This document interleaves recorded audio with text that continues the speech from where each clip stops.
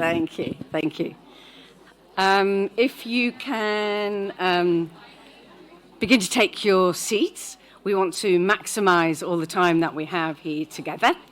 And for our colleagues who are still lunching at the end in the white corner over there, please take your time and finish your lunch, enjoy, and then move across and join us. And what we're going to try and do is to keep those seats free, because I can tell you now, you don't hear anything over there and you don't see anything. So it's much better if people join us over here.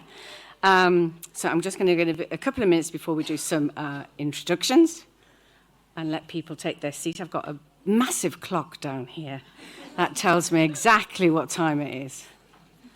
And so people are still coming in.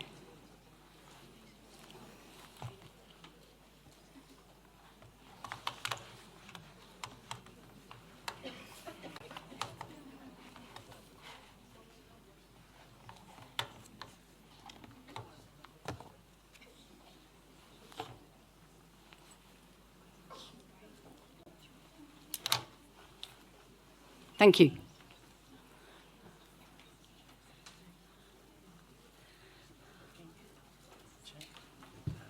Shall I do this one? Yeah, try with this one and with the right side. There we go.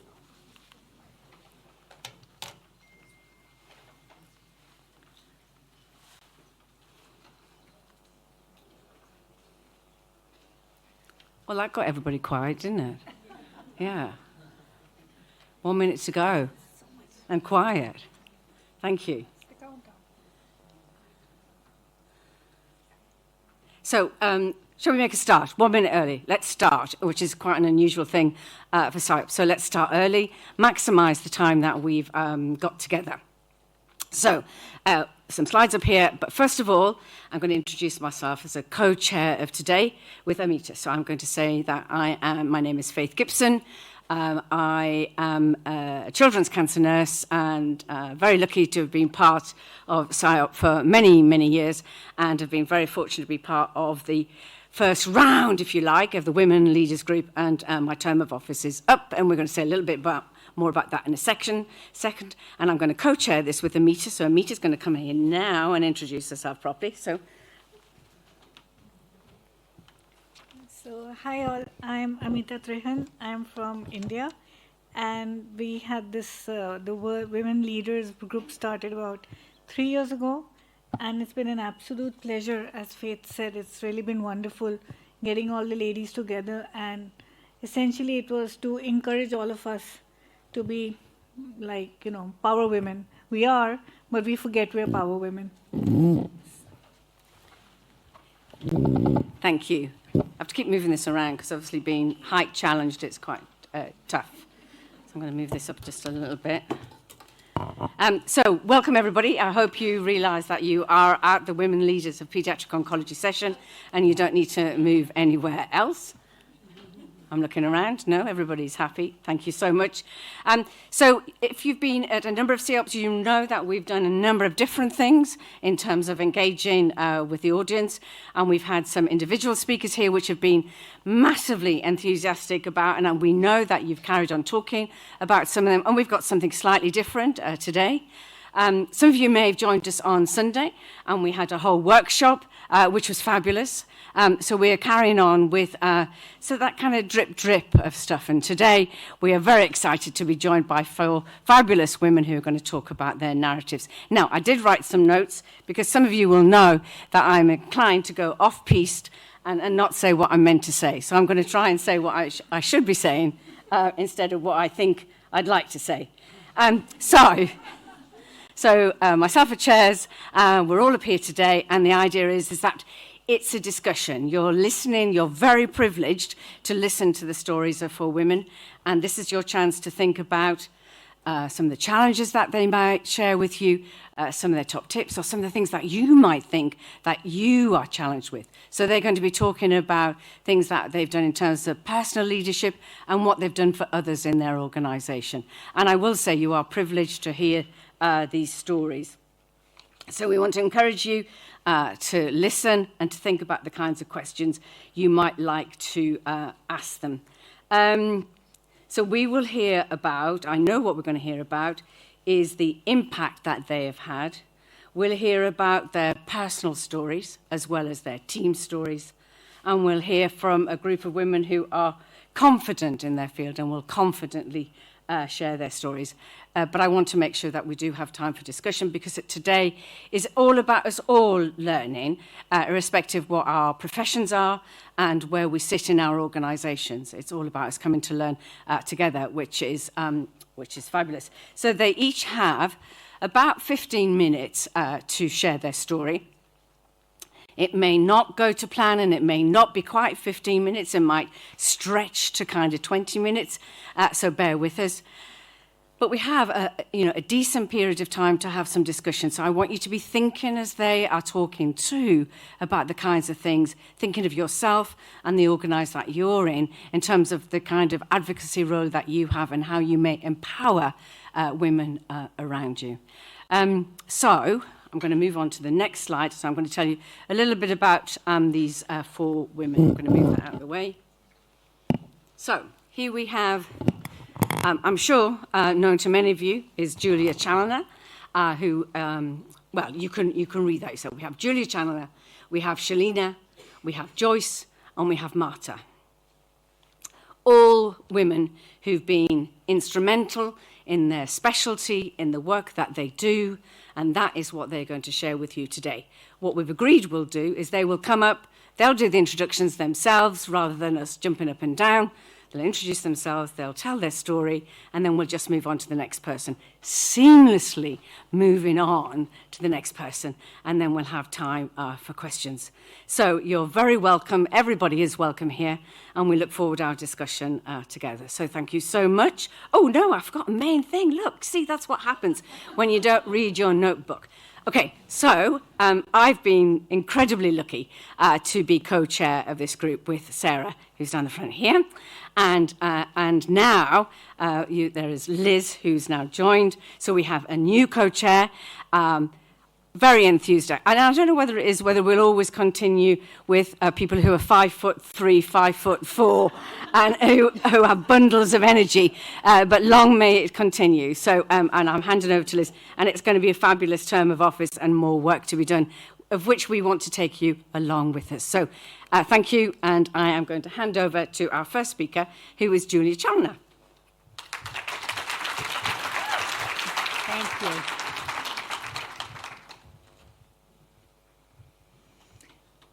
I have nothing to disclose. Okay, good. I have nothing to disclose. Sometimes you're looking down at the slide there, but that's too far away for me to see. My name's Julia My name's Julia Challoner. I'm a pediatric oncology nurse. I live in California.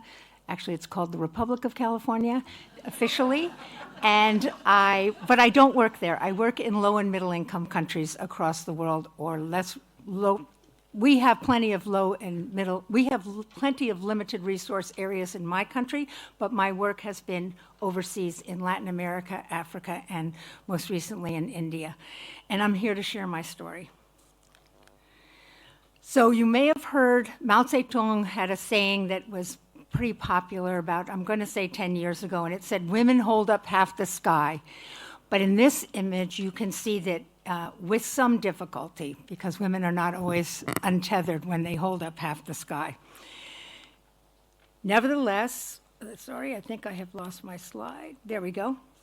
When we look at gender equality across the world, and I'm going to come to you as a perspective, not as a pediatric oncology nurse working in low and middle income countries. I'm coming to you as I had the privilege of being elected the PSYOP's Secretary General right before Regine took it over 2 years ago.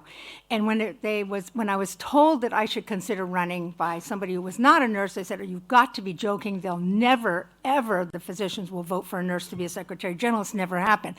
And then they said, "Well, you should think about it." And I went to the nursing committee, and the nursing committee said, "It's not so important whether you get elected or not. What's important is that a nurse is on the nominations list," because they restrict the nominations list to 3 candidates. So I said, "Well, you know I'm not going to win, but I'll go ahead and put my name up. I usually don't run for something I know I'm not going to have any shot at." And then, by God, incredibly, which I don't think had so much to do with who I was, more than like the Secretary General position turns out to be a great deal of work. and it's all governance. So I don't know a lot of, I used to teach kindergarten. I was a teacher before I became a nurse. I don't know a lot of people that grow up and in first grade they say, I really hope when I grow up I get a job that has to do with governance, because it's such an exciting field. But I learned a lot. I had the privilege of working under a female PSYOP president. I'm going to get to that later. And she was a force. So I had great guidance. We worked really terrific. It was wonderful to work under Kathy Pritchard Jones. But I'm coming to you from that perspective. So I just want to give you the context. If I look at the world governance, okay, and I look at gender equality in these positions, it's going to take 130 years for us to get to female heads of government, female heads of state, and female heads of state or government combined to have gender equality with the number of women and the number of men. I'm sorry they made this map in pastel because it would have been easier to show on a slide if it wasn't. But you can see the countries that have had females in these positions. And you can see the gray countries where we have not. So you can see we've got a lot of work to do. Obviously I'm going to have to keep my finger there. So you've probably heard of Women's Day. I don't know if they celebrate it in your country or your region, but they celebrate it in the United States. But this is a great graphic which says Women's Day is not just one day. Thank you very much. It's for today and for tomorrow. And we had nursing. I'm a nurse. We had Nursing Now, and we had WHO and the International Council of Nursing. We got a year, 2020. Guess what it was also the year of? So when it finished being the year of the nurse and we got out of the pandemic, WHO graciously offered to extend it to the year of 2021. So I think it's the first time a year of celebration was done over 2 years. However, and this is one of my heroes, Barbara Mikulski, this is a long time ago, so you can see my age. In the 70s, it was the first time that about 6 women became senators in the United States at the same time, and it was a big hullabaloo about it. She was one of them. She was from Maryland, and she said, they called them the Bunch, and she denounced the label, explaining calling 1992 the year of the woman, which is what they were calling it, makes it sound like the year of the caribou or the year of the asparagus. We're not a fad, a fancy, or a year. So I would say here the point is, it's lovely when people think they graciously give you a whole year, but it's not about the year, okay?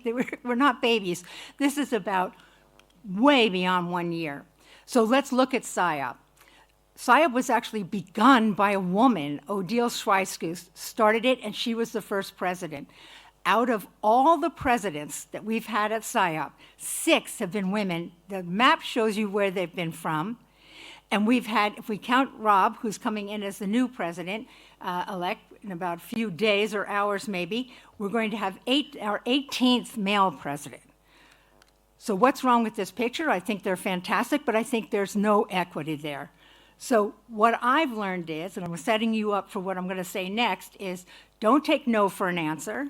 Find another option and persevere and persevere and persevere and keep the long goal in sight. Advocacy is about educating the ignorant about another perspective or option. And I do this little graphic where one guy's saying it's a 6 and the other guy's looking from the front and says it's the 9. So advocacy is not always easy, fun, or productive. Sometimes you get nowhere, sometimes you slide back, but you still remain and you persevere. Don't take no for an answer. But because eventually you're probably going to get to the top. But it's going to take more than just you, most likely. So it's going to take a team, and the bigger the team you can form, the louder your voice maybe, but more importantly, the more persuasive your voice, because every one of these people in the team may know another pressure point within the group you're dealing with that you're trying to make a change in to advance nursing and advance women and advance healthcare women across healthcare, and in our case, in pediatric oncology. This is the blanket octopus. It has the most extreme sexual dimorphism in the animal kingdom. This is the size of the female. She's 6 feet long. I wish I should have put it in meters. This is the size of the male. So you could just remember in the future, think of yourself, you say, be a blanket octopus. This is Michelle Obama, who's another hero of mine. People who are truly strong lift others up. People who are truly powerful bring others together. And that's my message under that giant rock. It's bringing people together so that you are not a lone voice in your effort to make change. And then I'm going to talk to you about ageism, because I think the other thing, and I'm not making a slide about it because I've already made a point about SIOP, but if you look at the senior leadership of SIOP, if you look at the positions on the board, you will note the ages of most of the folks in leadership in SIOP over the years. It used to be worse. I think we're much more diverse now than we used to be. But I'm going to make a call out. Let me look at the people on the left instead of facing only right. I'm going to make a call out. I attended a webinar by Tedros, the director of the WHO, and he pulled together young leaders in healthcare across the world. And they were in their 20s. And they were in their 30s. And in the middle of the webinar, he literally stopped what he was saying, and he turned to his assistant on the mic, and he said, "This is so important what's going on here. I want you to reschedule them for a second webinar because we have to continue the conversation." So my call out is, we need to start nurturing, developing, mentoring leadership within SIOP from when people are in their 20s and they first join, or 20s and get them to join, 30s and 40s, so that we have board members, more than one or two, who are in their 20s, 30s, and 40s. And I look to my governance in my country where people are in their 80s. There's, I'm sorry to tell you, a candidate going up to be a senator she's now 77. She'll be the oldest, if she gets elected, she'll be the, oh, God bless her that she's a woman, but she'll be the oldest elective legislator. And so there's a big movement in my country to have people in their 40s are running on the platform. Vote for someone who's less than 80 votes. Vote for somebody who's in their 40s. So just think about, we could do the same.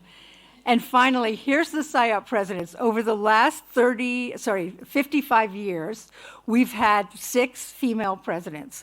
If in the next 55 years, I hope my math is right, we could have 24 female presidents. This one's 12. This graphic's 12. We could double the number we've had in the last 55 years, but what if we could have all the presidencies? I thank you for your attention, and I hope I've...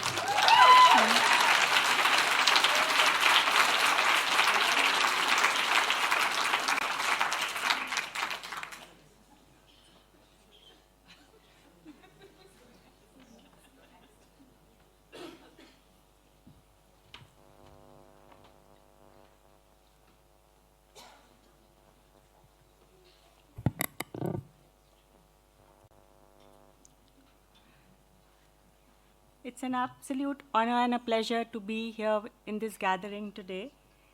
I have nothing to disclose. My name is Shalini Jatia, and I'm the officer in charge of the Impact Foundation at the Tata Memorial Center, Mumbai, India. And I have been a part of the Tata Memorial Center for the past 18 years. I'd like to begin by sharing 2 special stories with you. This is Anand Singh. Anand was 2 when he was diagnosed with retinoblastoma, and he had come to us almost 18 years back. He was coming from the poor socioeconomic strata, and his family had no money to pay for his treatment. And he was dependent on the hospital and on the foundation for all components of care. And today, 18 years later, Anand is fully cured of cancer. Though he has lost his vision, he is the customer service executive at a big bank in India, in Mumbai. He's happy, he's healthy, he supports his family, and he has a girlfriend who he intends to marry.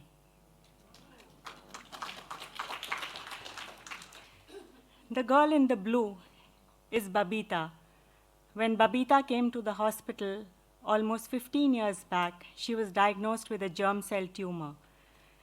She had a sister who was her only caregiver. They were orphans, and when the relatives realized that she has a cancer, they had abandoned her at the hospital. She was again dependent on the hospital for all components of care. And today, several years down the line, she's cured of cancer, she's married, she works in a village on the farm, and she is happy. she has a lot of challenges. She cannot have a child, so her family does hold that against her. This is her sister and her sister's 2 children who she treats as her family. And she has a real challenge coming to the hospital for her follow-ups year on year because her husband doesn't like her coming for follow-ups, but her sister always helps her coming to the hospital. Childhood cancer is a huge challenge for our country, but children are the future of our nation. They are builders, and they stand for hope, resilience, and the promise of a better tomorrow. And yet, this future is threatened by childhood cancer, affecting thousands of lives each year. In India alone, almost 52,000 children are diagnosed with cancer every year.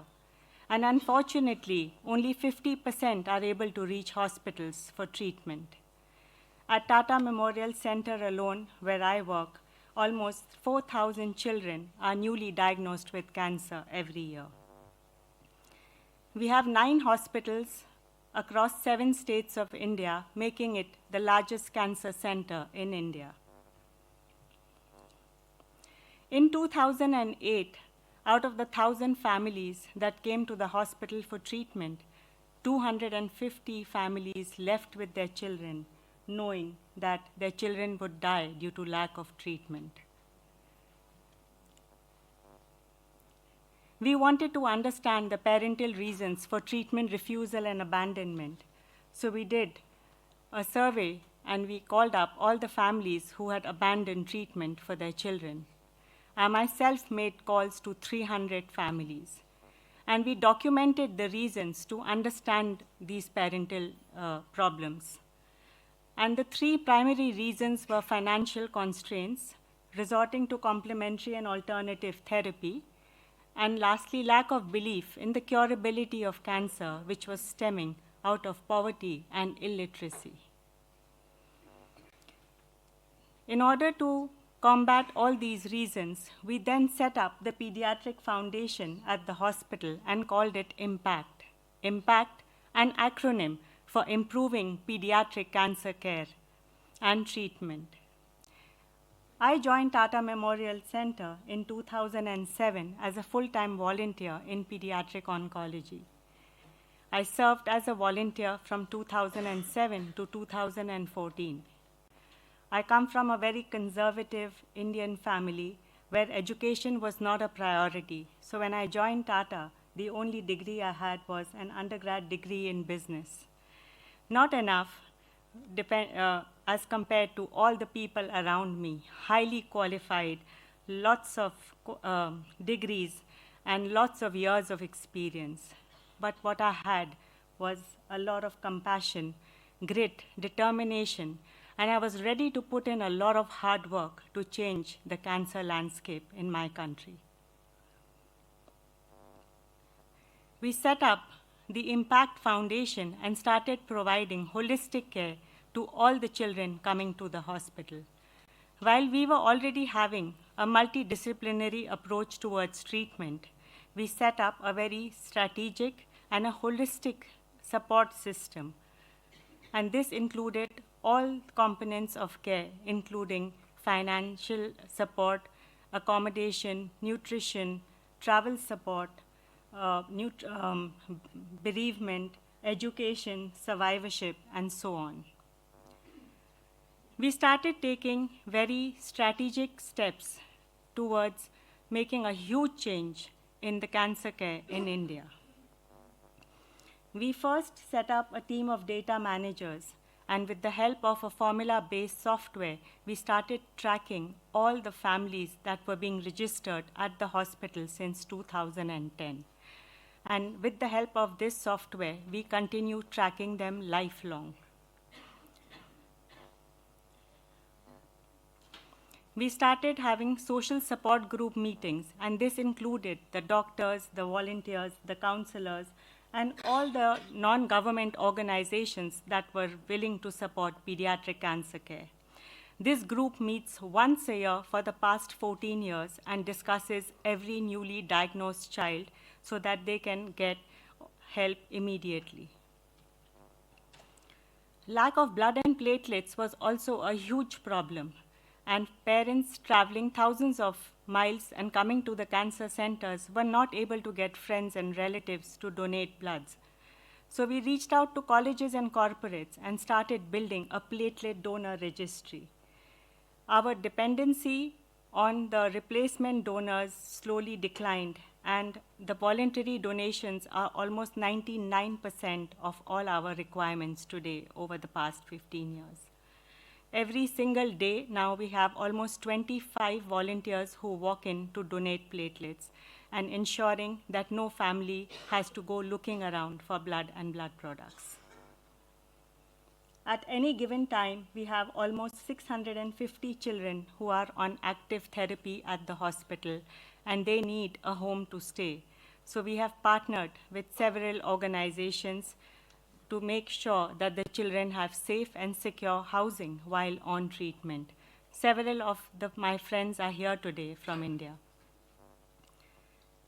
We also realize that nutrition is a very important arm of therapy, and therefore we made a very comprehensive nutrition support program, again by getting volunteers, getting donors, and getting partnering NGOs to work with us.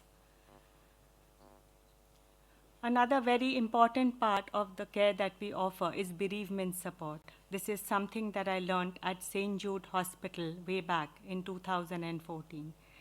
We have a small group where we follow all the patients, and if a child is lost due to the disease, we make sure that the family gets help and gets grief counseling, and that the last rites of the child are done according to the wishes of the parents, thus offering dignity in death.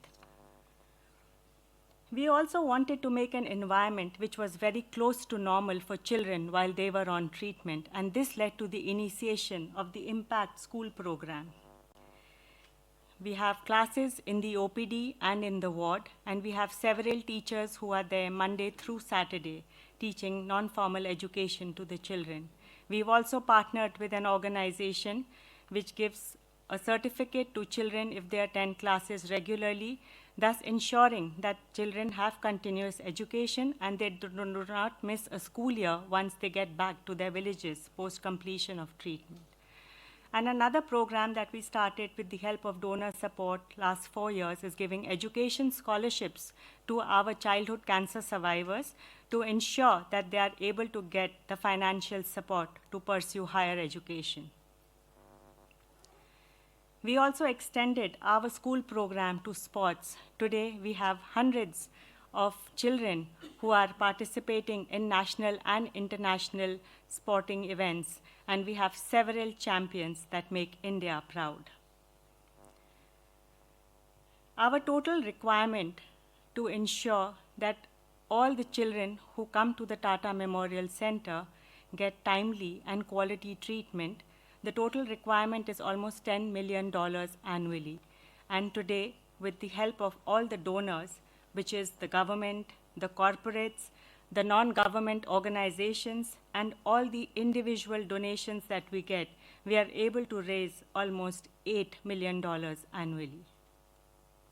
And with this, we are able to support all these programs, which begins with the diagnostic support for the child on day 1 of treatment, the complete treatment expenses, including bone marrow transplants and high-end therapies. We also have complex surgeries which need to be done in hospitals outside of Tata Memorial. We have a survivorship program, and lastly, palliative care support. Since we are under the Department of Atomic Energy, Government of India, the Department of Atomic Energy takes care of all our infrastructure and operational requirements. But these funds have to be raised year on year to ensure that all these 4,000 children who come to the hospital do not have to spend out of their pockets and are completely supported by the Impact Foundation.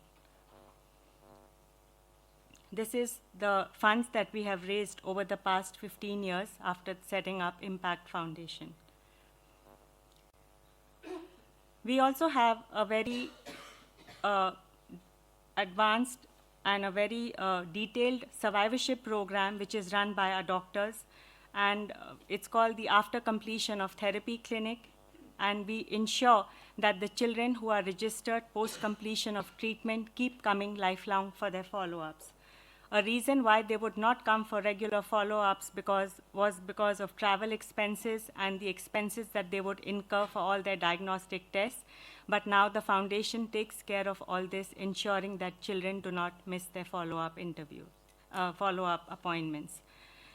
And they are also offered skill building support and counseling, and all of this, the cost is almost it's almost $400,000 US every year. During the COVID, when our patient loads were less, we had the entire unit taking care of the long-term, trying to find out the long-term outcomes of the pediatric patients. And what we realized is that the survival outcomes has increased from a 41% to a 58%. And we did this long-term follow-up for all the patients who were registered at the hospital from 2010 until 2018. With all the components of care that we have provided over the years, our treatment refusal and abandonment rates have gone down from a 25% in 2008 to a 1.77% in 2024, thus saving thousands of lives. We have a huge challenge yet ahead of us. We want to ensure that we can give quality and timely treatment to all the children who come to the hospital.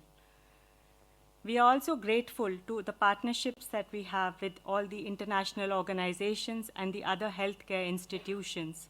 And we feel that this is a great reason that will help us bridge this survival gap and address all these disparities.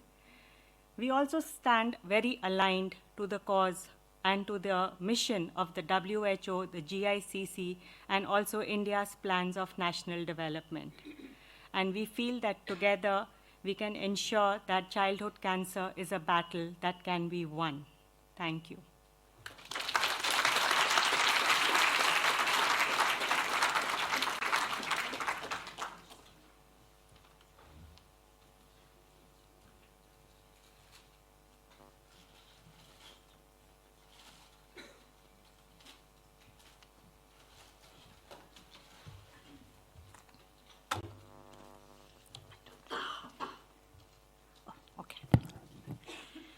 All right. I have nothing to disclose. I hope I can move this thing. Oh, okay. When first I was asked to come and give a talk to women leaders in pediatric oncology, I hope I can be heard well. Oh, yeah. I must confess I panicked a little. Because where I come from, praising yourself in public like this is not a thing. It's not, the commonly done thing. However, now that I've been given this rare and African opportunity to blow my trumpet, I'm going to shamelessly blow.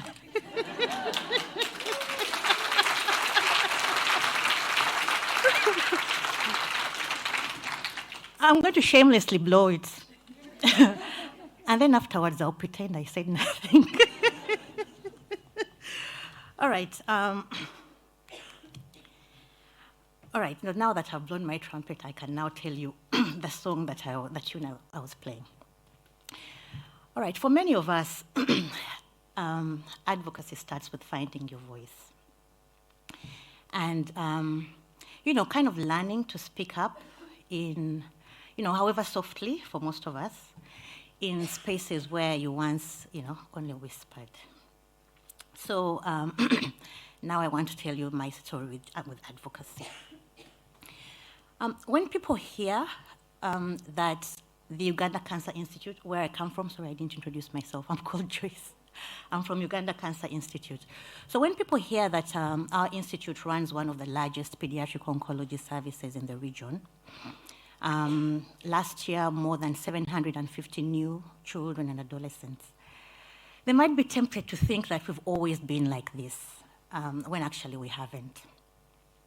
In 2009, when I joined the Institute, kind of fresh from postgraduate training, children were there. there was just no service. There was no pediatrician. There were no protocols in the real sense of the word. And children slept on the floors sometimes or next to adults receiving chemotherapy and things like those. But it wasn't cruelty. It just was the way things had kind of evolved in a system that was built for adults.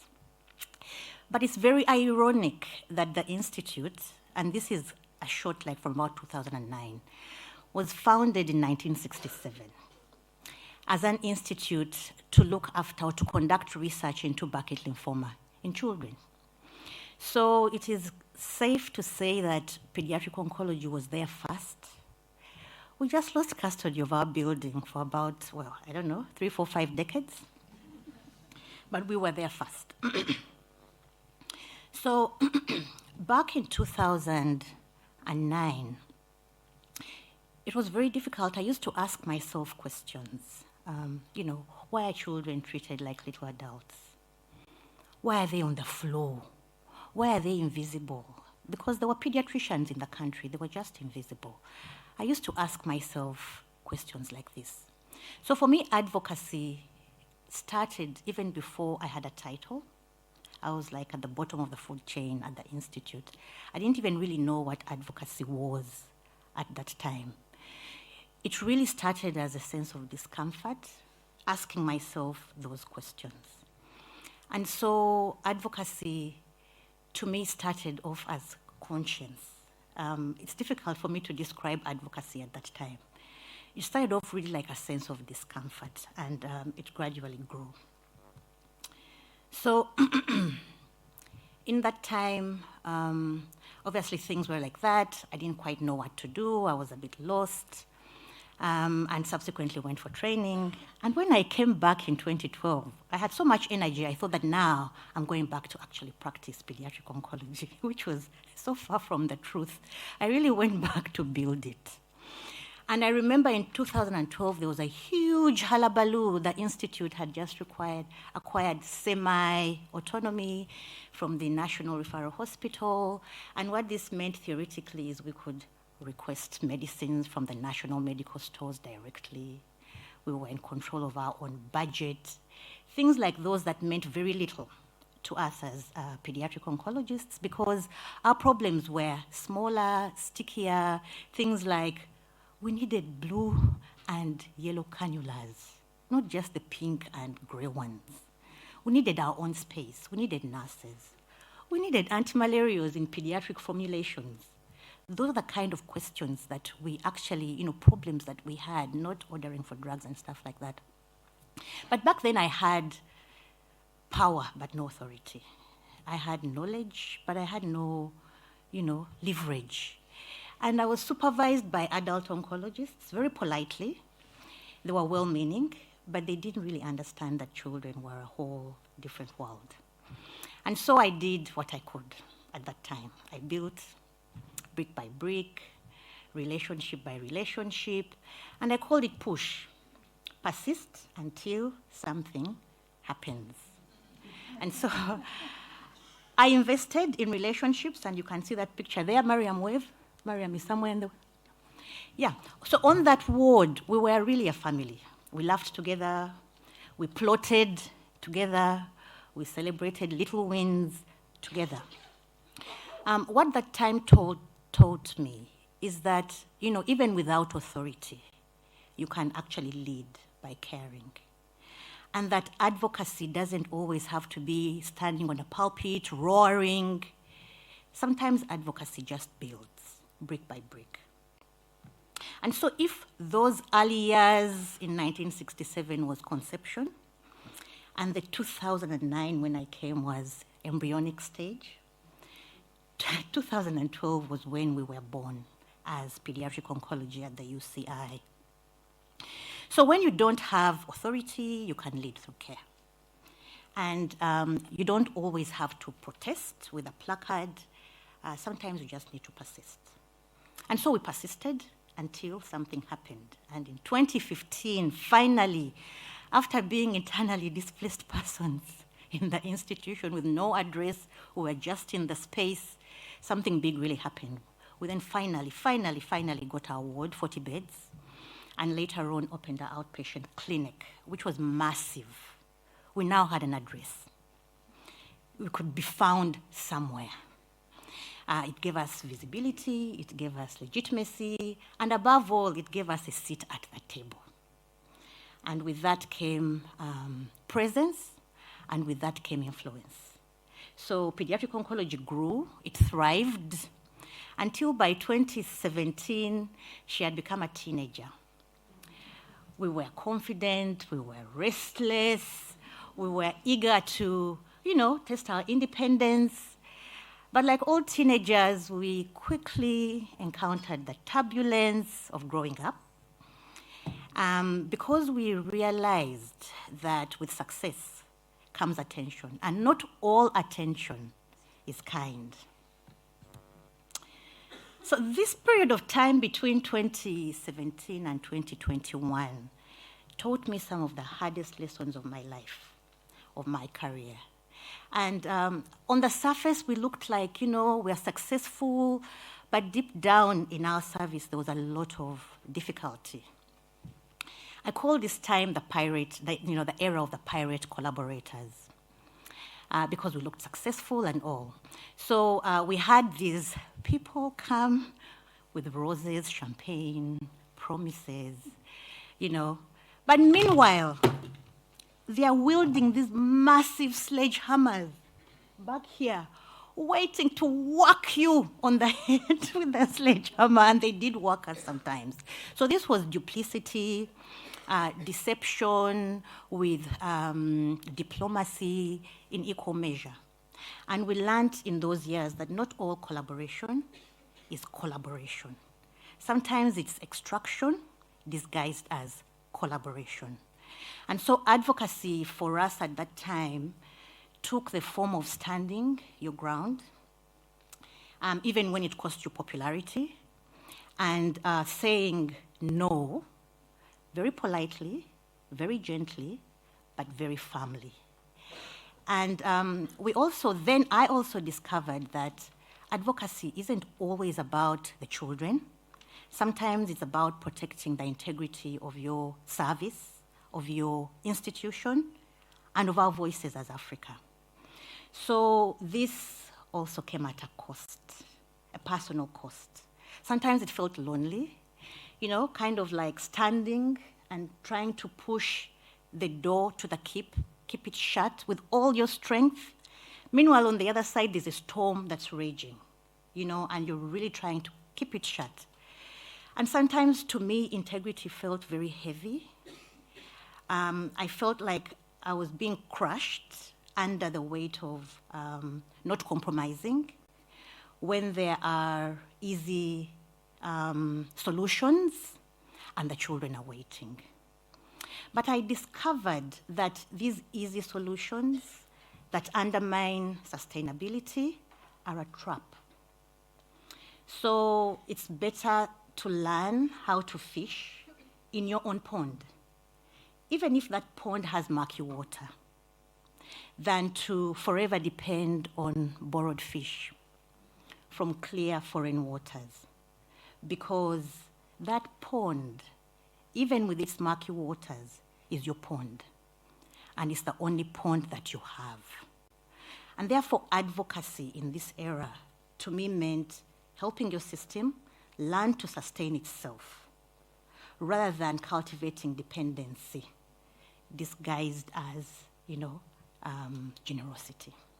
So advocacy means standing firm, even when misunderstood, even when it's hard, even when it's lonely.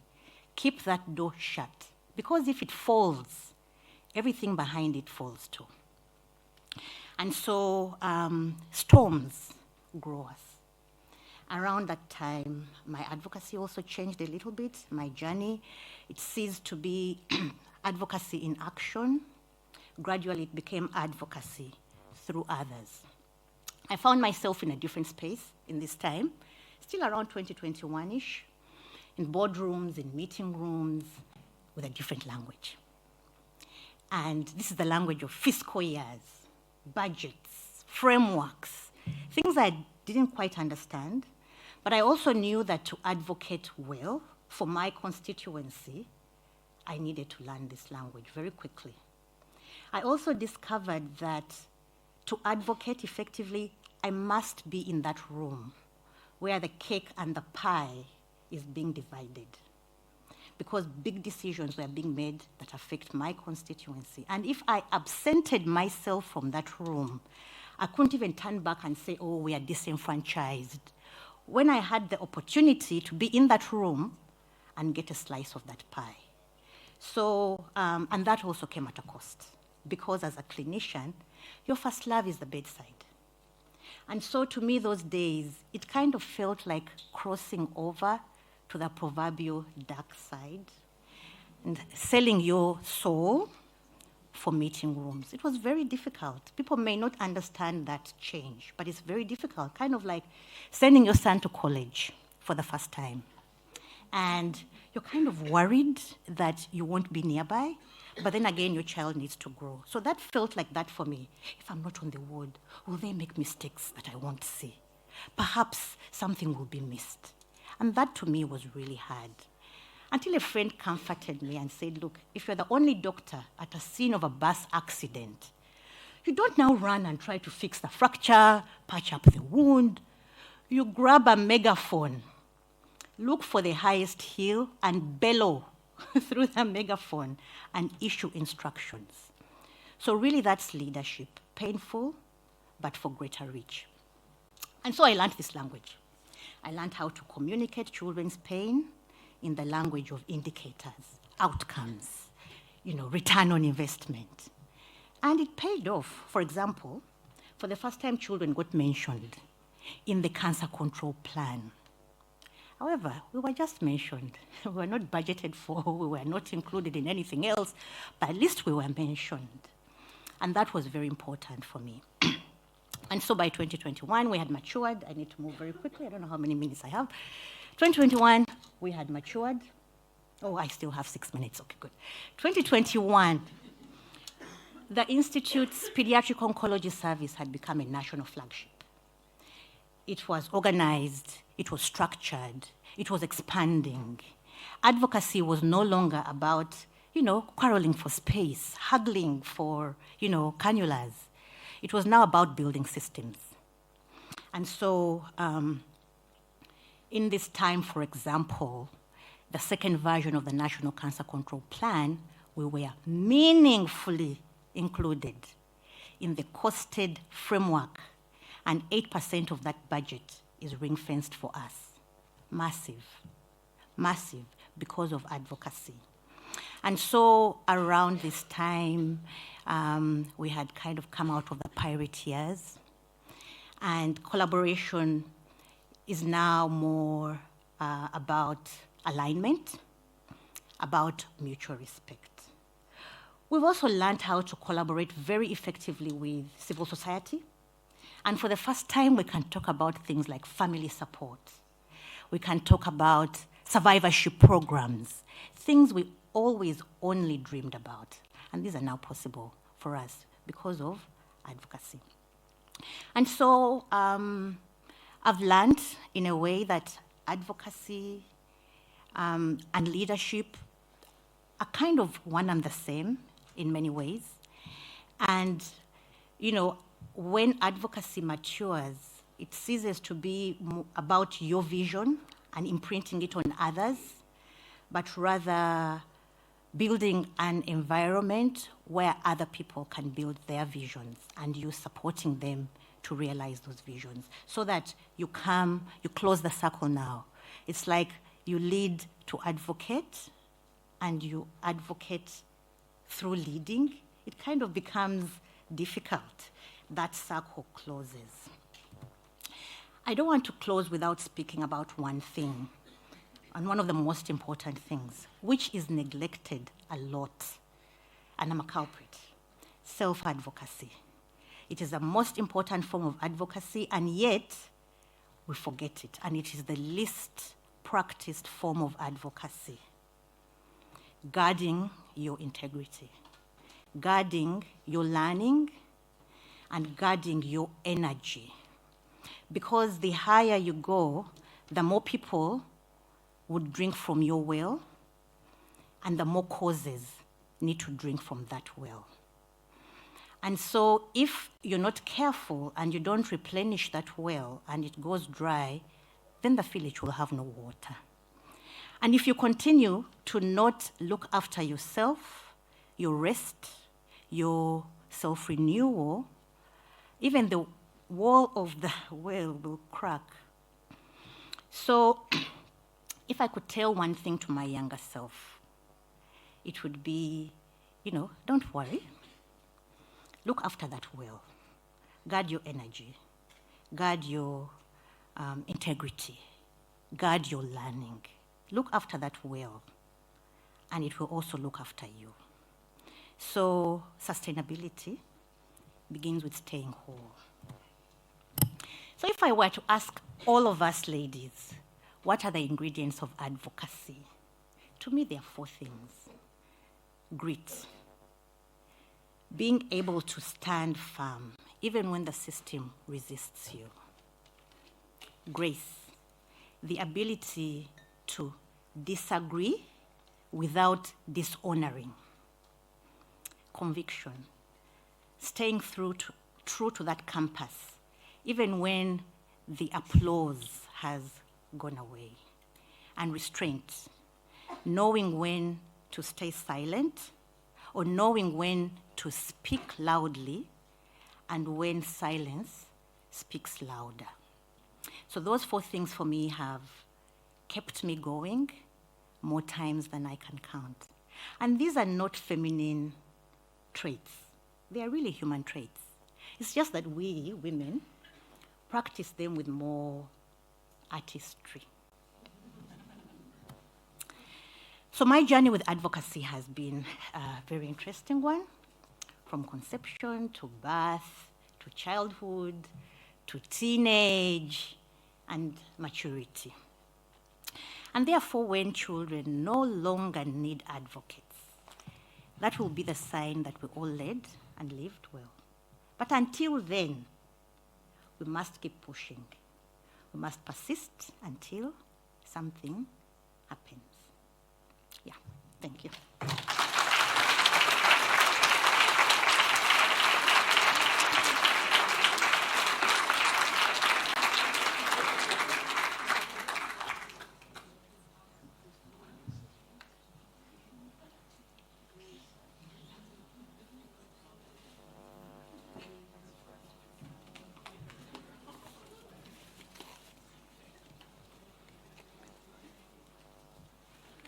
Those who know me, they know that I usually don't talk from paper, but now because I think it's very important, I do. So I'm really happy to be here. And, oh, goes not what I want. Sorry. There you go. So I'm happy to be here. And I have nothing to disclose. I didn't put a slide on. And so today I want to share with you my journey of advocating for psycho-oncology, because I think there's still a lot to advocate for. And I want to share with you why we are better together, and why we are better working together by connection, and sometimes by lucky circumstances. And I'm working in the Maxima in Utrecht as a psychologist researcher. Sometimes I ask myself, after more than 30 years in this field, why I am still fighting for the attention of psycho-oncology in this pediatric oncology setting which prioritizes survival and laboratory research, not only in values, but also in credits, in communication, in funding and attention. And as a woman psychologist in a male medicine setting, I can tell you many stories. And fighting to have this area recognized is a story of many psycho-oncology colleagues, who are mostly women. And when I look at this picture, I see my mother's story. This is a picture which is 75 years old. And I inherited the fighting spirit from my mother. 75 years ago, she was one of the only 2 female veterinary students and she has been advocating for women's rights her whole life. And she was far ahead of her time. And I see now how much of that spirit lives in me, perseverance to keep going, even when advocating sometimes feels like an uphill battle. But when something matters, you keep on going. And I believe that quality of life and psychosocial care matter as much as survival. And I believe that to make progress faster, we must do this together. When I began as a psychology student in 1992, I had no idea about the context and the history, the complexity and the hierarchy of the field I entered. And remember, this was before we had tools we have today, like PowerPoint and internet and AI. And disclosure, I have no AI slides. Early in my career, I noticed two things. There were clinicians and there were researchers. And there were something in between clinician researchers, but we didn't have that word yet. We now have. But I also saw a gap between the clinicians working in the field and the researchers doing psycho-oncology research. And there was a confusing maze of conferences, professional conferences. And as a pediatric psychologist, I could choose between general psychology meetings or quality of life conferences with little medical psychology. I could go to an adult psycho-oncology event like IPOS, but that was not about children. I could go to a medical conference like PSYOP, but this didn't address psychological issues. And these conferences could be national, European, or international. But nothing truly seemed to be specific about my field as a young researcher. And I did go to PSYOP in 2000, 25 years ago, also here in Amsterdam. And my abstract was accepted, I was happy with that, but it was in a nursing session. And I quickly realized around the room there were hardly any psychologists in the room. There was something which was called the psychosocial the Working Committee on Psychosocial Issues. I don't know what issues are, but that was the name. But it had no program I could go, and so I left without making any connection during that conference. But I was lucky on a national level. The Dutch COG, Skion, they had a new director. COG, Childhood Oncology Group, all of you probably have those kind of societies. And this director was a psychologist. And this is also, I think, ahead of time. And she was pushing the psychology committee in the Dutch COG. And so I got connected to a colleague from another center, because then we had 6 centers, now we have 1. I was a researcher, she was a clinician. And meeting Esther van den Berg was very important for me. And did I know that 20 years later we would work in the same hospital and that she would help me with making slides. Together with the new director, Hanneke de Ridder, we began to fantasize that PSYOP could be the right place for our work, a space where psychology and pediatric oncology could truly meet. And we were women on a mission to get psychology onto the PSYOP agenda program. We were better together. And there we had another connection which made a difference, because the PSYOP president at that time was a Dutch pediatric oncologist, Maarten Egler, and he said, you should connect with Gabi Calaminus, one of the female presidents. You've learned that from Julia. And she was very instrumental in putting our voices forward, because support from pediatric oncologists was and is still crucial. Because and so your voice as a pediatric oncologist carries more authority on this domain of work. Unfortunately, I would say, but this is still the truth. So you have the ability to making it more likely to put psychosocial needs on the agenda. And if you raise your voice with us, we can do this not alone. I am sure about that. So SIOP, they were open to this new committee. And we had to find a name. We called it Psycho-Oncology Research Group.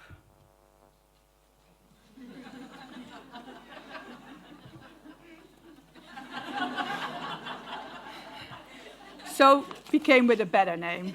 You all know now, the PPO. So we were given a 3-year trial to become and to prove to make it work, PPO. We were given a try to have an educational day every other year, so not every year, but every other year. And so we were kicking off in SIOP Mumbai 2007.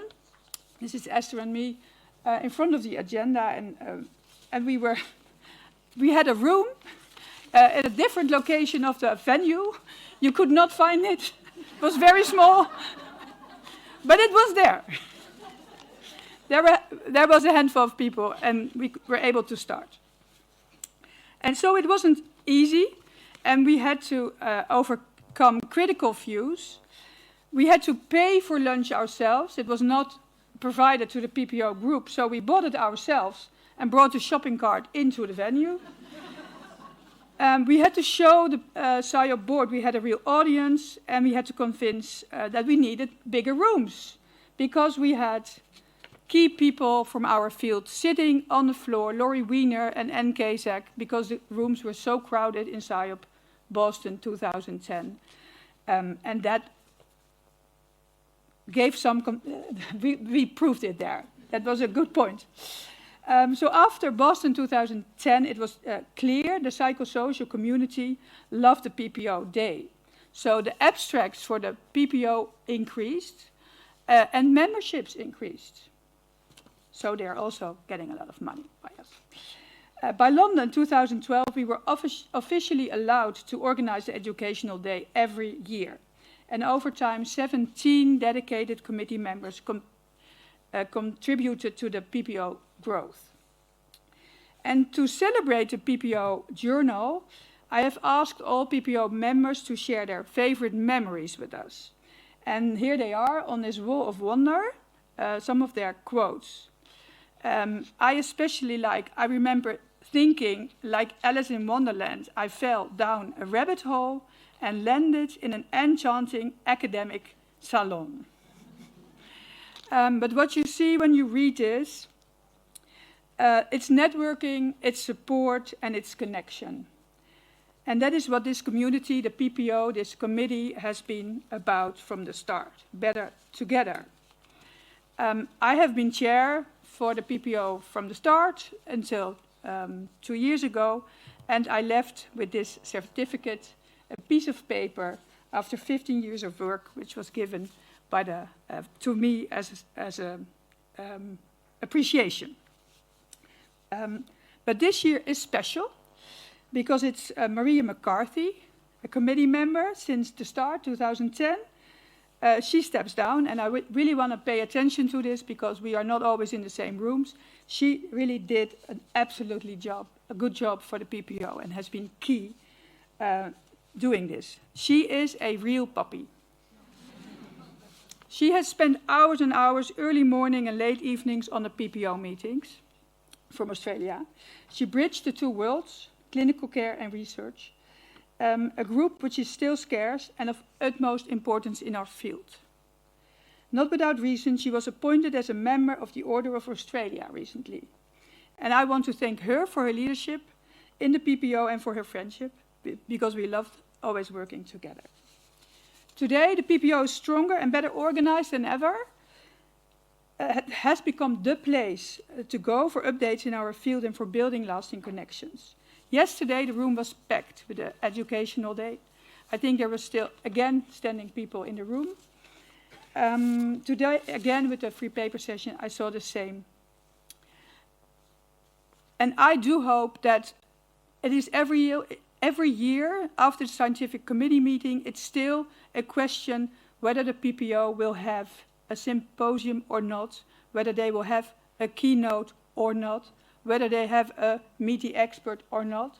And I do really think with the number of people in the PPO, the crowd which this is, this committee with it now should be a dedicated slots and no competition and asking, can we have it? And I hope we're now there.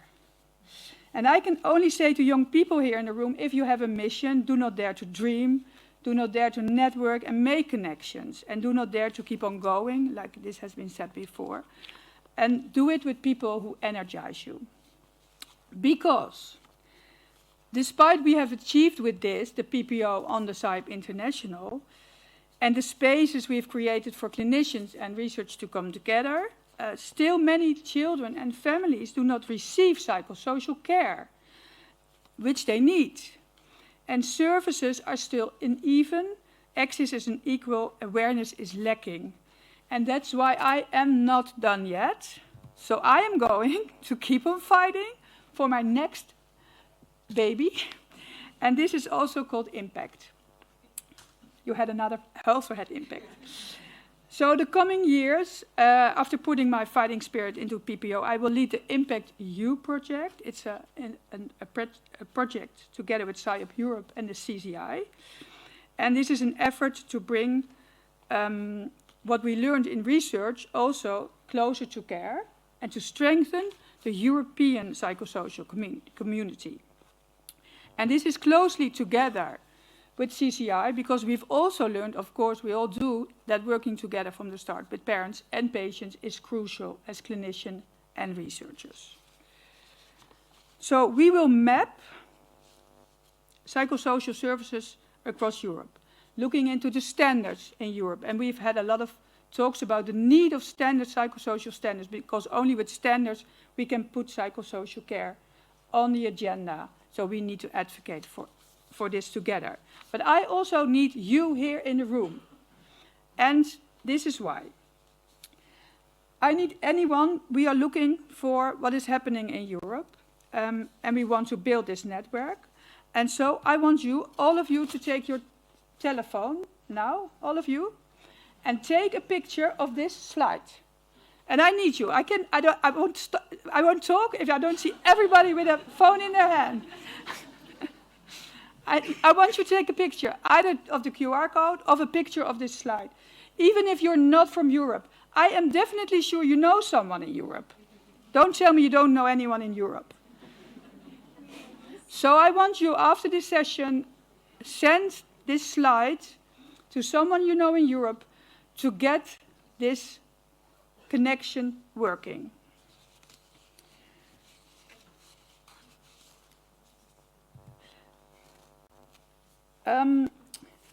You can all do this, and I really want to thank Queen Maxima yesterday. During the opening session, maybe you've seen the video, during the whole introduction, the whole opening ceremony, the word of quality of life or a psychologist was not mentioned. The only one who did this was our Queen. And so I really want to thank her for that, so for being such a connector, like you also can do and work together.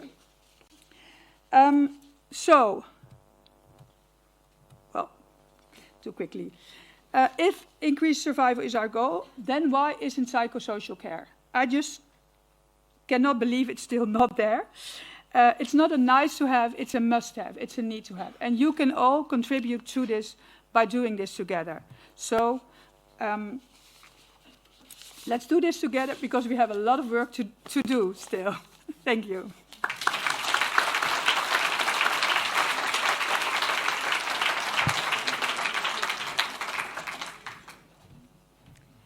Okay, thank you so much. And I think we've had a wonderful talks by our 4, I call them the Powerpuff Ladies. So it's we're welcome for questions, comments, thoughts from everyone. I'm sure if anybody wants to ask them something, they're here. So there's mics everywhere. So would anybody want to start off? Yeah. Okay. So we'll have to set the ball rolling. Can I ask you to, yeah, please just come up to the mic. because I have to look from there to there. It's a little challenging. Hi, thank you very much for your inspiring talks. When you talk about women leadership, I had a question about, in your experience, in your field, everything you've learned so far, how do you make connection with other marginalized groups in order to connect with them, to make a joint effort in order to make room and space for voices that are not heard? And also another question in terms of intersectionality. When we think about identity, we're all layered identities as a human being. How does that reflect in the work you do and in your vision of having more equality and equity in this field? Thank you. So, Julia, would you like to take this up? So, number one, you wanted to know about, just can you repeat it one? The first Yeah, one. the first question was, Equality. how do you, because this session, right, we're talking about women leadership. I was just wondering, in what ways does the community of women also connect to other communities of marginalized groups in order to have a joint effort in attaining our shared mission or goals in this field? And the second question was, because we as a human are, of course, when we talk about intersectionality, we have layered identities, so we're not only women, we also represent other identities as well. So how does that, how do you, with that in mind, how does that reflect in your work or your vision of what you do? Okay. I'm going to tackle just the first one. I'll let you guys, when you take the second one? No, it's totally legitimate. It's just totally legitimate. I just don't want to hog the answer. I'm going to tell you something. I'm a little bit embarrassed that when I told you somebody came to me and said you should run, I'm embarrassed that I didn't think I should run. You know what I'm saying? We shouldn't have to wait for an invitation to run. And I think when I ask people, you should you start by getting on a network, getting in a network, like for example at SIOP.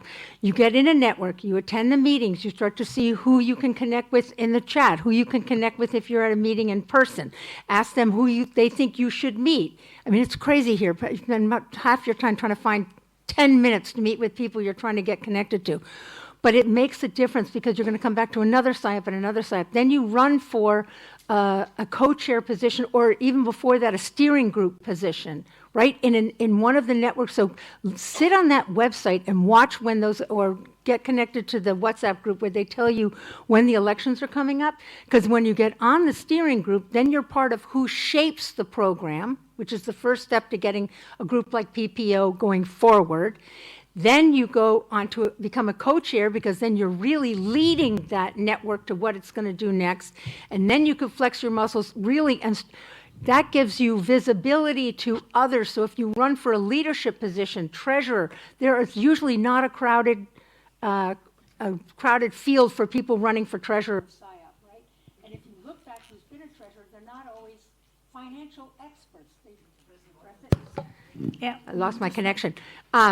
They're not always financial experts, but many times they're pediatric oncologists who've run big budgets. But some of you don't have to be a pediatric oncologist to have run a big budget. You may be running a budget in your department. As long as you're fiscally responsible, the point is, I mean, SIOP doesn't have $1 billion. I wish we did, but we don't. So this is not a massive budget. So look at where you might fit in outside. I'm a nurse. Don't have to only be in the nursing network. I'm really interested in psychosocial care. I can join PPO. They don't say, oh, you can't be in here because you're not a psychologist. So spread out, make visibility, and then run again. You might not make it the first time. You might not make it the second time, but the third time people are going to read your motivation letter and see your photo. They're going to remember you. So it's make yourself visible. Who was it said something about invisible? Did you say you went from being invisible to visible? on one of your slides. If we're not yeah. visible, we can't be upset that nobody voted for us. Do you know what I mean? If we're not visible, then we can't be achieving the 24 next presidents of SIOP to be female. To get to the presidency is not tomorrow, but we can get there if we start now and we start infiltrating the leadership positions, and they start with starting on the network. I'm trying to think about your question. The marginalized population, how do we include that? And then my question in my mind is like, what do you think about particular groups? And if I'm working in the Netherlands as a psychologist, so I'm trying, we are doing different things in our work to include, for example, in research or screening or implementing standards, to include as many families as we can. There we have an approach. I try to reach out to different disciplines to include them, to work together with parents and patient advocates on our projects, like I just shared the Impact U. Are there other things you are thinking about which I'm missing, or what you? No, I was thinking about including as many perspectives as possible, and sometimes you actually mention it about authority in a room, and I think that's something we need to be mindful of when we talk about inclusion, like how inclusive is the environment actually, and who decides who gets to let their voices be heard in the first place. So that's what I'm thinking about. But also when we talk about different groups of people, I think that's the inequality between them and the way some groups are less heard than others. I think we have a shared responsibility for each other, because actually underneath it, we share the same values. So I think if we cooperate and collaborate also in that sense, we can achieve even more From a personal perspective, I try to be like that, but I don't feel that way to be. I'm more the marginalized person myself, because my whole work is about lab. It's about the whole world of psychology is not important. So it's and it's very hard to get there. So that's I think also a bit of my sharing in my talk. So. So essentially, to add on, I think what you want is what everybody's trying to say is that when you're a leader, leadership means you take everybody along. So, the marginalized group, anybody who becomes a leader, that's part and parcel of your push of ensuring that, you're taking everybody along with you, because that's what a leader is. Not just one steering. You're not just steering, being in charge. You're taking everyone with you. Yeah, Rula, please. Hi, I'm Rula Farah. I'm a pediatric oncologist. I'm also the head of an organization called CHANCE in Lebanon and CHANCE International in Geneva. So we had a serious problem in Lebanon finding convincing hospitals with pediatric oncology and even adult oncology services that psychologic and psycho-oncology services are not a luxury, they are essential. Especially that the patients, not only they suffered from cancer in our place, they also suffered from very unstable socioeconomic conditions, the displacement from their houses. We had cancer patients who slept in their cars for 2 days with their parents because they had no place to go. So even with this extreme stress, the hospital administrations do not want to have psychologists being as staff in the hospital or actually pay them. So, and even we have highly qualified psychologists, nurses, lobbying, speaking, asking for that, parents asking, it wasn't happening. Then we, as the NGO and as a pediatric oncologist, we pioneered a program. We wrote for a grant only for psycho-oncology support, and we got it from an external, party, and we actually collaborated with the head of the Psychology Society in Lebanon, and we sent emails to 1,400 certified psychologists that we wanted to train 100 of them free of charge in psycho-oncology. In 48 hours, we received 289 applications who wanted to be trained. Imagine that's also psychologists. They want to get the knowledge in psycho-oncology. And then we had to limit to 140. We trained 140 with the three, for the first time, the three universities, the three academic centers. We got them to talk together, the French and the Americans, and because there is competition between the medical schools.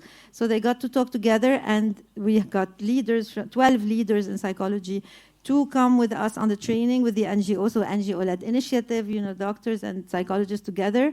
We got psychiatrists on board, and we trained the 140 very well.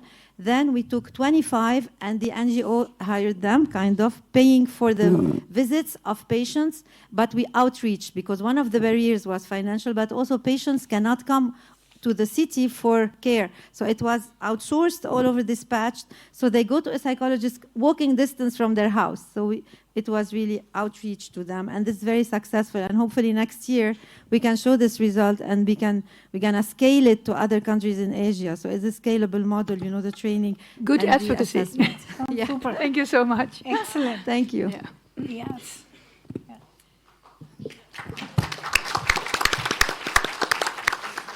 Hi, I'm Farhat Ghanem from the UK. And I feel like an imposter because I'm not a paediatric oncologist and I don't work with children. I'm a research scientist. But what I was going to ask you was, what do you say to the imposter syndrome in yourself? Because It's there. Yeah, exactly. And I think that's the one thing that we women are brilliant at nurturing in ourselves, is that imposter syndrome. So, any words of wisdom, any advice, would be greatly appreciated. Well, you can say something too, but I hear that voice as well. But I always try to say to myself, be mild to yourself. That is what helps me the best.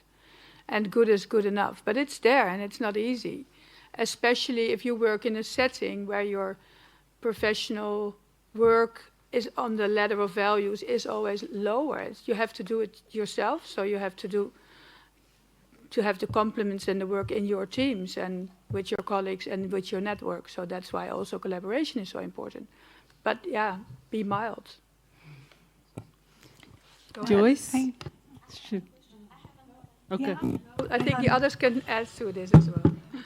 Okay, can I Oh, go no, you ahead? can hear. Yeah, You Rahana, go here. please. Yeah, thank you. So, it's really interesting. I really like women empowerment and everything.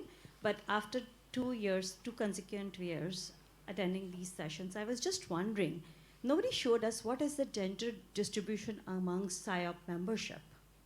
How many female members? No, Tessie told us 67% of the PSYOP membership is women. So what went However, wrong? however, Because the people Julia- on top is less. Because Julia, in her presentation when we were discussing, she showed that first PSYOP president was woman. And then later on, there were more men. So what went wrong? I mean, like 50 years back, women were more empowered and now less empowered. I mean, I'm really still struggling to understand this. Because, amongst ourselves, when I sit in tables, I see such brilliant minds leading pediatric oncology. Oncologists are women, head of departments, head of their institutions, but not at PSYOP. So, I would really like our chairs and women leaderships to put a light on it. What went wrong? I think it's a bigger thing than just, it's a systemic thing in our culture, and it's not that easy to get out of these. It is also in very small things, and it's not that easy to change this, because this has a history of a very long time. That's what I usually say to myself as well. But I would love to hear the others. I'm talking too much. Please go ahead. Joyce, sorry. You know that the president of PSYOP Oceania is not a pediatric oncologist, and the incoming president of PSYOP Oceania is not a pediatric oncologist. They're psychologists. So I think once we think outside the box, just don't stay in your lane. Think of PSYOP as we have the legitimate position. If you're working with kids with cancer, it doesn't matter what your specialty is, you have something to contribute. and you have the ability, and maybe you say leadership isn't my thing, but you have a friend you think is, so you should promote that friend. And I challenge the women leaders in pediatric oncology to develop a program, like I said, starting to look not at the leaders that are already in the middle tier, but the leaders who you haven't even seen yet, because we know who the leaders are in our hospital or our region or our specialty. So if you go to people and say, give me the name of 2 nurses under 30 who you think are making a difference in their region, who we could bring together and cultivate to become a future leader at SIOP. I think if we did that across you look at the diversity of the SIOP networks, and we start to build our own, then I think we can make a difference. But somebody said we have to work together, and we have to work with purpose, and we have to have a plan. If we do it just higgledy-piggledy, if we just do it as it comes forward, it's going to take us 130 years like it is in the greater world. Maybe we'll be a role model for others, other associations, other societies, and in government, because it's the only, if you're not at the table, at the leadership table, you're not going to make the decisions. Who's going to decide if PPO gets a whole day of the whole track like a nursing track? It isn't going to be us. It's going to be the board, right, and the scientific committee. So get on the board, get on the to bring change. Scientific committee, and be the voice to make the change. Yeah. Okay, please. Yes, please, carry on. Hi, I'm Sasmita from India. It's a brilliant session. There is nothing to add, but I thought I've been looking at a quote that is being circulated on social media right now. Apparently, Marilyn Monroe said, "I wish brilliant women had the confidence of mediocre men."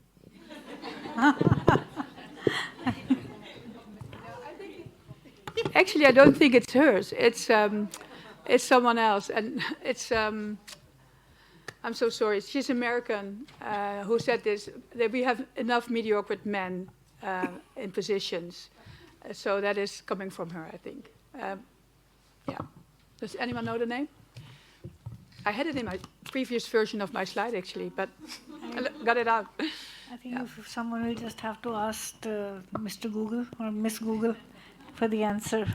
Yeah, ask ChatGPT. Someone mediocre men, then you'll get it. Who says that? Yeah, I know that. Yeah, but the gist is that, right, brilliant women often get left behind, and I think that is why we've been having these sessions, to sort of encourage, inspire, and stimulate everybody to put their best foot forward and not withdraw or, be a little self-effactive at the last minute, which we often do. So I think, can we have the last comment from you, because we're just kind of running towards the end of the session. Thank you. Okay, everybody stood up now.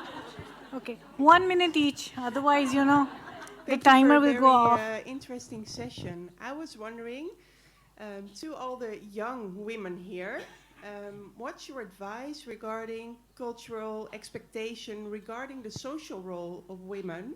Because there's more than work. We have a lot of other roles.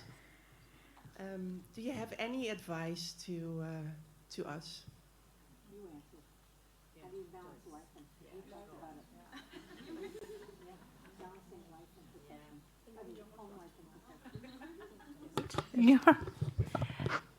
I think that's one of the most difficult questions to answer because it's hard to balance. I think it's intentional. Having said that, I fail all the time. I try to remind myself that you need to be kind. I think one of the biggest challenges with women, us women, is trying to deliver 100% on everything. And you literally drive yourself into the ground, trying to be the best mother to your kids, being that mother at school where these soccer moms have gone to school and they're talking about bake sales, and they're waiting for their child to go into the class. Meanwhile, you're dropping them off and rushing away very quickly. So you're trying to be the mother who's there and going to cheer on your child and going to the bake sales. But at the same time, you're trying to be the wife who's doing every single thing the right way. And you're trying to be the person at work who's like doing everything. So you're trying to do everything 100%.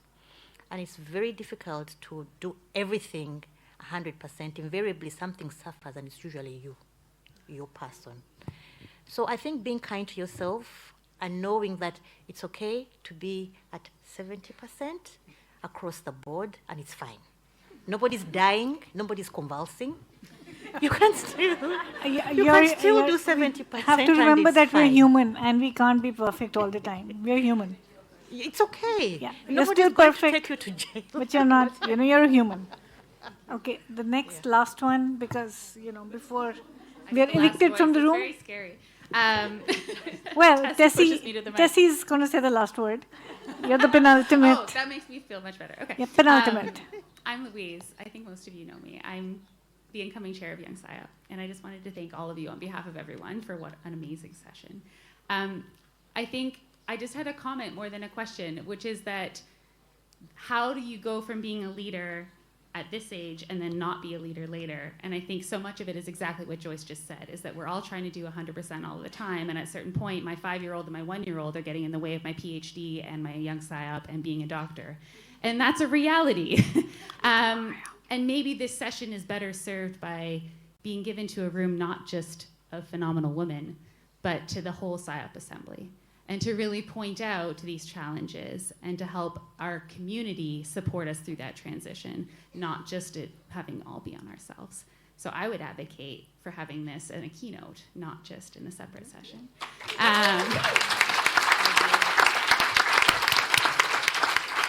And I also want to just tell you about my favorite recent book that I read, which is called The Plan, and it's the first time management book ever written for women, and it's phenomenal. It talks about all of these things instead of the go-getter culture of male-dominated, thank you, time management books, so thank you. Thank you. And Tessie. Thanks, Amita. I was curious if anyone was at the Congress in 2023 and remembers what Professor Maya told us. Don't say sorry. Raise your hand if you remember the one advice she gave us on that day.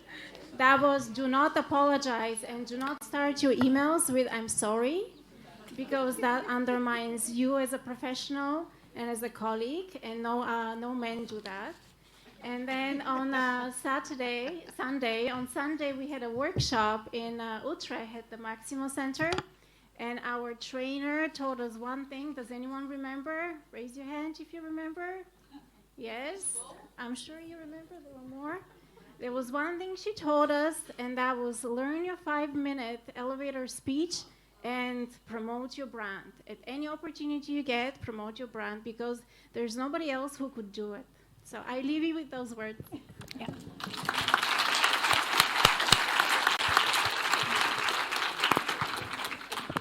And I have the pleasure of closing the session, and see you soon.